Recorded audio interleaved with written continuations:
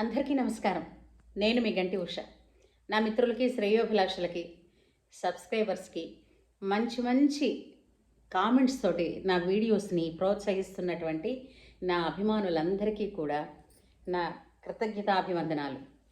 సరే, ఇవాళ మీతో ఒక విషయం ముచ్చటిద్దామని అనుకుంటున్నానండి. ముచ్చటించడం అనే కన్నా కూడా నా ఆవేదనని వ్యక్తపరుస్తున్నాను అని అనుకోండి. నేను మీతో కాకపోతే ఎవరితోనండి చెప్పుకుంటాను. ఆ, అయితే మనం ప్రతిరోజు కూడా తిథి, వార, నక్షత్రాలు, పంచాంగం ఇవన్నీ కూడా చూస్తున్నాం. అది కొంతవరకు చూడడం మంచిదే, బాగానే ఉంది. కానీ అది మరీ మరీ మరీ మరీ ముదిరిపోయి అదొక వ్యసనం కింద మారిందనుకోండి. అప్పుడు చేసుకునే ప్రతి పనిలోనూ కూడా చిన్న చిన్న వాయిదాలు వేసుకుంటూ మన ప్రగతిని మనమే అడ్డుకుంటున్నామేమో ఒక్కసారి పునరాలోచించాల్సినటువంటి అవసరం ఉందేమో అని అనిపించిందండి.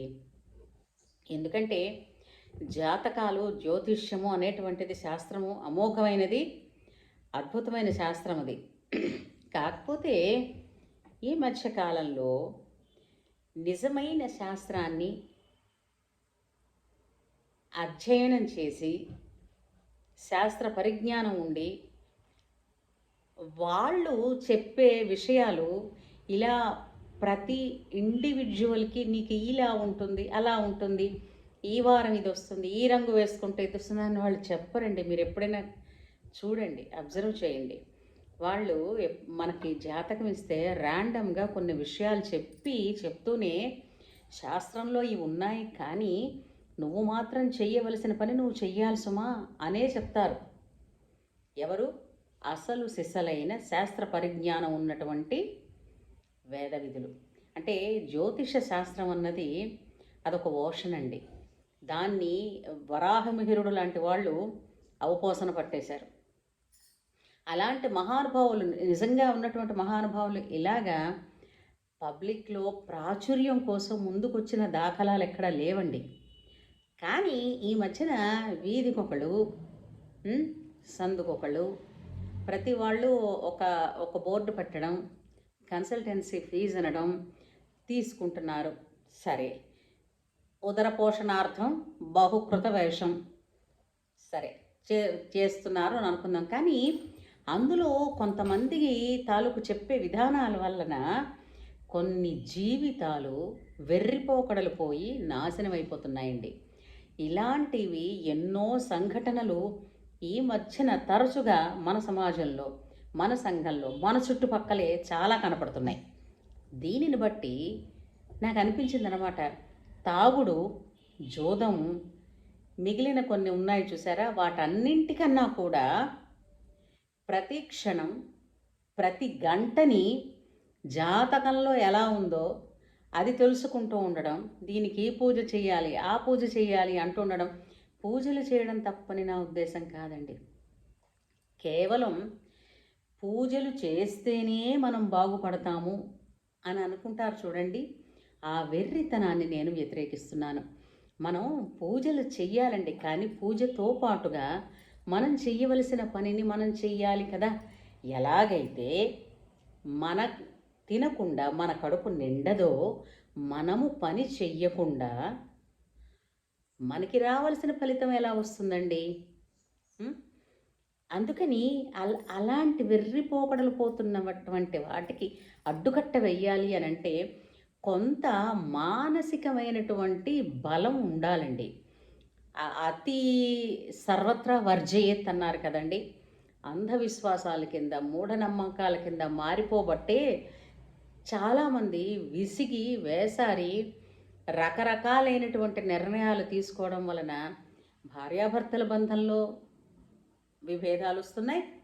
అలాగే మత సంబంధపరమైన వాటిని కూడా మధ్యలో తీసుకొచ్చేసి, ఇదిగో ఇక్కడైతే అలాంటివి లేవు, అక్కడ ఇలాంటి, అంతే కదండి. ఇప్పుడు మనం బలహీన పడితేనే పక్కవాడు వచ్చి ఆ స్థానాన్ని భర్తీ చేద్దామని, ఆక్రమించాలని చూస్తూ ఉంటారు.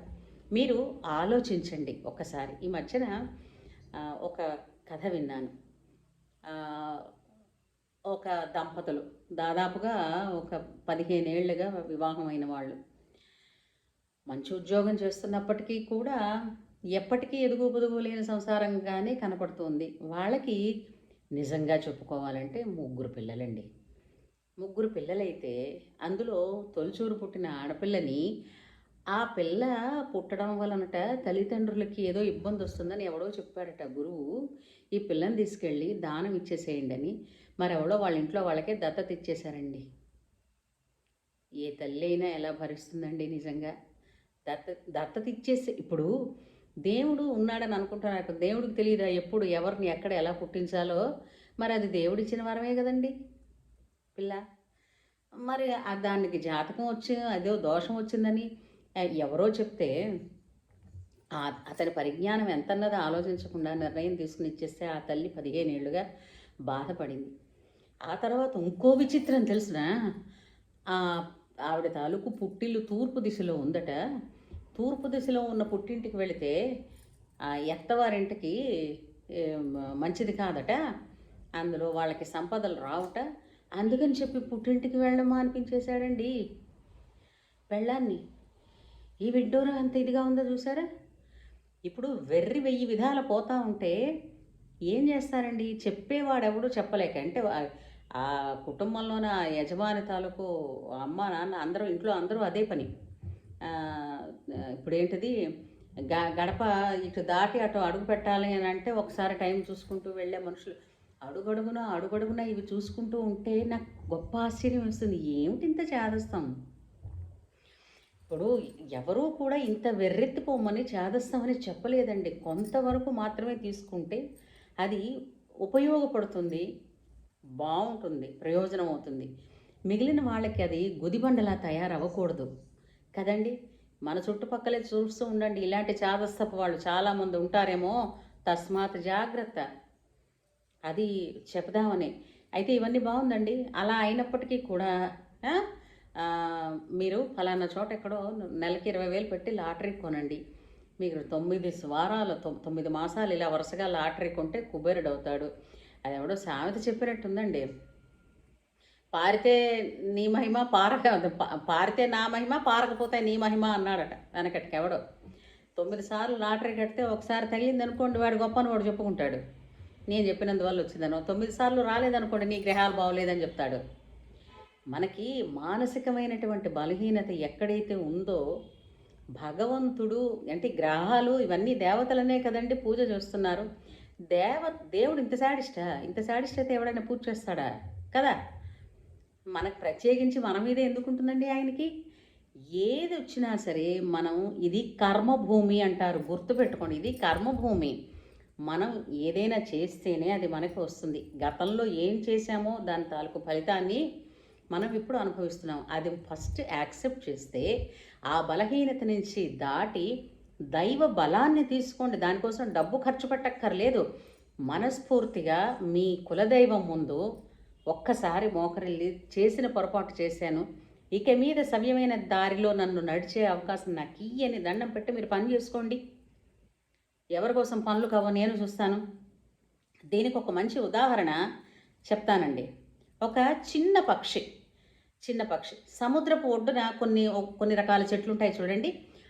ఆ చెట్ల మీద గుడ్లు పెట్టుకుంటే ఆహారం కోసం తను వెళ్ళింది పొద్దున్న లేస్తూనే. తిరిగి వచ్చేసరికల్లా ఈ లోపల ఒక పెద్ద కెరటం వచ్చి ఈ చెట్టు మీద తిని పెట్టుకున్న గుడ్లతో సైతం ఆ చెట్టుని తీసుకుని లాక్కుని వెళ్ళిపోయింది లోపలికి ఆ కెరటం.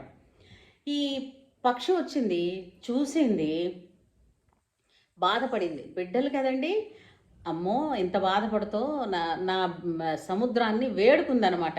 ఏడుస్తూ కన్నీటితో వేడుకుంది, నా పిల్లల్ని నాకు ఇచ్చేయని. అంటే సముద్రం ఏంటంది? ఒకసారి నేను తీసుకున్న తర్వాత తిరిగి వెనక్కి ఇచ్చేటువంటి లక్షణం నాకు లేదు కాబట్టి నువ్వు వెళ్ళిపో అని చెప్పారు. ఎలా వెళ్ళిపోతుందండి? కోపంతో, ఉక్రోషంతో. ఒకటి ఏంటంది? నేను నిన్ను ఎండగుట్టైనా సరే నా పిల్లల్ని నేను తిరిగి సాధించుకుంటానని పంతం పట్టింది. సముద్రం ఎంత ఉందండి? పక్షి ఎంత ఉందండి? దాని వశం అండి ఎక్కడైనా? అందులో సముద్రం ఎండిపోతుందా? అయితే తను ఏం చేసింది, తన చిన్న ముక్కుతోటి సముద్రం దాకా నడిచి వెళ్ళడం, కొంచెం నీరు తీసుకురావడం, కాస్త దూరంగా తీసుకొచ్చి ఇసుకలో పోసేస్తుండడం, మళ్ళా వెళుతుండడం, మళ్ళా వస్తుండడం, ఇదే పని. ఏడుస్తోంది, సముద్రంలోంచి వెళ్ళి తన ముక్కు పట్టినంత నీరు తీసుకొస్తోంది, బయటకు తీసుకొచ్చి యువతల ఇసుకలో పోసేస్తోంది, మళ్ళీ వెళుతోంది, తెస్తోంది. పెట్టనగా ఎంత, దాని ప్రాణం అనగా ఎంత, కానీ దాని సంకల్పం ఎంత బలమైందో చూసారా? తను ఇలా చేస్తోంది. చుట్టుపక్కల ఉన్న వాళ్ళందరూ ఏం చెప్పారు, చచ్చిపోతావే, సముద్రం ఎంత, నువ్వెంత, అలా దాని వలన లాభం లేదమ్మా, ఒకసారి పోయింది మళ్ళీ రాదు అని దాన్ని బుజ్జగించడానికి ప్రయత్నం చేస్తాయి, నచ్చజెప్పడానికి ప్రయత్నం చేస్తాయి, భయపెట్టే ప్రయత్నం చేస్తాయి, అన్నీ జరుగుతాయి. కానీ అది చచ్చిపోతే చచ్చిపోయాను, కానీ బతికున్నంతసేపు నేను పెట్టుకున్న పిల్లల్ని నేను సాధించడం కోసం నేను ప్రయత్నం చేస్తానని చేస్తూనే ఉంది. ఈ లోపల అనుకుంటూ ఉంటారు కదా, ఆ నోట ఈ నోట ఆ నోట, అదిగో పక్షిగా పిల్లల కోసంట, అదిగో చూడండి సముద్రాన్ని ఎంటగడుతుందట, అందరూ చూస్తున్నారు, అందరికీ వార్తలు వెళ్ళి ఈ వార్త ఇలా అసలైన పక్షిరాజు అయినటువంటి గరుత్మంతుడి దగ్గరికి వెళ్ళి గరుత్మంతుడి చెవిలో పడింది ఈ వార్త. అవునా, ఏదో ఈ విడ్డూరం చూద్దాం అని గరుత్మంతుడు వచ్చాడు. వైనతేయుడు గరుత్మంతుడు. గరుత్మంతుడు అంటే తెలుసు కదా, విష్ణుమూర్తి వాహనం. వచ్చి చూస్తున్నాడు ఈ పక్షి తన శక్తి ఎంతన్నది తెలిసినప్పటికీ కూడా తన పిల్లల కోసం తను శ్రమ పడదామని చేస్తోంది. అది చూసి మనస్సు కరిగినటువంటి గరుత్మంతుడు ఒక్కసారి సముద్రుడితో అన్నాడు, పక్షి తన బిడ్డల కోసం అంత బాధపడుతోంది కదా, ఇచ్చేయచ్చు కదా అన్నాడు. అంటే సముద్రుడు అన్నాడు, నీకు తెలుసు కదా, ఒకసారి తీసుకున్నాక నేను మళ్ళీ ఎప్పుడైనా ఇచ్చానా అన్నాడు. అనేసరికి గరుత్మంతుడు అన్నాడు, తను చేస్తోంది కాబట్టి నిన్ను ఎండగొట్టలేదని నువ్వు అనుకుంటున్నావు, ఇదే పని నేను మొదలు పెడితే ఏంటవుతుందో తెలుసా అని అడిగాడు. ఎవరిని? సముద్రుణ్ణి. గరుత్మంతుడు పుట్టినప్పుడు మీకు గరుత్మంతుడి పుట్టుక జననం గురించి తెలుసుకుంటే ఆ ఉదంతంలో ఉంటుంది. ఆయన పుట్టినప్పుడు పుడుతూనే రెక్కలు ఒక్కసారి అల్లార్చుకున్నందుకు గాను సముద్రంలో నీళ్ళన్నీ ఎగిరి ఆకాశానికి వెళ్ళిపోయాయి. అంతటి బలవంతుడు. అందుకని అతను ఏంటన్నాడు, అది చిన్న పక్షి చేస్తోంది కాబట్టి నువ్వు నిక్కుతున్నావు, అలాగా ఈ పని నేను మొదలు పెడతాను, ఎలా ఉంటుంది అన్నాడు. అనగానే పట్టుకొచ్చి సముద్రుడు గుడ్లనిచ్చేశాడు. ఇప్పుడు ఒక్క విషయం చూడండి, ఈ చిన్న పక్షికి గరుత్మంతుడు సాయం వస్తుందని తెలుసా? తెలీదు. తన పని తను చేసుకుంటూ పోయింది. తన సంకల్పం ధర్మబద్ధమైందనుకుంటూ ప్రాణం ఉన్నంత వరకు నిజాయితీగా పోరాడింది. పోరాడినందుకు గాను ఫలితంగా దైవం తనంతట తానుగా సాయం చేసి ఆమె తన పిల్లల్ని పొందింది. ఇది కదండి కదా. ఈ పూజలు చేస్తే ఆ పని అవుతుంది, ఆ పూజలు చేస్తే ఈ పని అవుతుంది. పూజలు చేస్తే అవుతాయండి, అలాగని పూజలే చేస్తూ ఉండిపోమని ఎవడు చెప్పాడండి? పూజలతో పాటు మార్చుకోవలసినవి, దిద్దుకోవలసినవి కూడా ఉంటాయి కదా, ఇవ్వండి. అయితే ఇంకా అది ఏదో తొండం ముదిరి ఓసర వెళ్ళినయింది అన్నట్టుగా ఇంకా బాధలు ఎక్కువైపోయాయి. అవునండి, నెలకి ఇంటికి వచ్చే సంపాదనలోంచి లాటరీలకి వాటికి కడుతూ ఉంటాయి, తిండికే మిగులుతుంది. దాంతో మరీ ఇబ్బంది పడుతున్నారనంటే ఒక పని చెయ్యి, నువ్వు ఇంకొక చిన్న వయసు అంటే ఒక 20-25 ఏళ్ల వయసులో ఉన్నటువంటి ఒక అమ్మాయిని నువ్వు రెండో పెళ్ళాం అంటే తెచ్చి ఇంట్లో పెట్టుకో.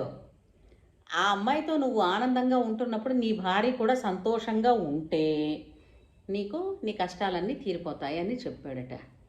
ఏమండి, వాడికి బుద్ధి లేదు సరే, ఆవిడ ఎంత బాధపడిందంటే ఇప్పుడు మరొకరిని తెచ్చిపెట్టుకుంటే ఈవిడ సంతోషంగా కూడా ఉంటే డబ్బులు వస్తాయా? ఎలాగో ఏడుస్తుంది, పెళ్ళాం ఉన్నది ఏడవదు, ఏడిస్తే నువ్వు ఏడ్చావు కాబట్టి డబ్బులు రాలేదని మళ్ళీ దాని మీద నెట్టడానిక. ఓ చిన్న సలహా ఇచ్చాం మేము. ఇప్పుడు ఈవిడేమో ఇంకొక అయ్యవారి దగ్గరికి వెళ్ళింది. ఆయన ఏం చెప్పాడనంటే, ఈ మొగుడితో సుఖం లేదు, ఈ మొగుడు చూస్తుండగా మరో మొగుడిని తెచ్చుకోమని చెప్పారు, తెచ్చుకున్నప్పుడైతే అప్పుడు బాగుంటుందట, కలిసి అందరూ ఒకే ఇంట్లో ఉంటే ఇంకా బాగుంటుందట, వాడు సంతోషిస్తూ ఉంటే. ఈ మాట చెప్పు చూడు, ఏం భరిస్తావు తల్లి, భరించడానికైనా ఒక అమాయకత్వానికైనా ఒక హద్దు ఉంది కదా! అలాగా అది చూశాక నాకు అనిపించింది. అప్పుడు ఆయన అన్నాడు, "అచ్చా! ఏ గురువు చెప్తాడండి అలాగా? మరో మగాడిని తెచ్చుకోమని" అంటే, "మరి ఏ గురువు చెప్తాడయ్యా మరో పెళ్ళాన్ని తెచ్చుకోమని? మాకు అర్థం కాలేదన్నాం." అంటే తగ్గాడనుకోండి. అంటే అప్పుడు అనిపించిందనమాట, మీకు తాగుడు, జూదం, తర్వాత కొన్ని బెట్టింగులు ఇలాంటి వాటన్నింటికన్నా కూడా అత్యంత ప్రమాదకరమైనటువంటి వ్యసనం ఏంటంటే, కేవలం ఏదో ఇక్కడ ఈ పూజ చేస్తే, ఈ తంత్రం చేస్తే, ఆ తంత్రం చేస్తే సులువుగా ఏది సులువు కాదండి. ఎప్పుడైనా చెప్తారు. ఒకటే మాట చెప్తారు కదా! ఇంగ్లీష్‌లో ఒక ప్రోవర్బ్ ఉంది. సక్సెస్‌కి ఎప్పుడూ కూడా షార్ట్ కట్స్ లేవు అని. అవునా కాదా? దానికి అంటే సాఫీ అయినటువంటి రోడ్డు మీద నడుస్తూ శిఖరాగ్రాలు చేరిన వాడు ఎవడూ లేడు. కాబట్టి అందరం కూడా దేవుని యందు, భగవంతుడి యందు, పూజల యందు, స్తోత్రాల యందు నమ్మకం ఉంచుకుందాం. కానీ ఆ నమ్మకం ఎప్పుడు ఫలిస్తుంది అని తెలుసుకుంటాం. మనం చేయవలసిన కర్తవ్యాన్ని మనం సవ్యంగా నిర్వర్తించినప్పుడే అది ఉపయోగపడుతుంది అని తెలుసుకుందాం. సరేనా? ఇది మీతో ముచ్చటించాలని అనుకున్నాను. ఉంటానండి.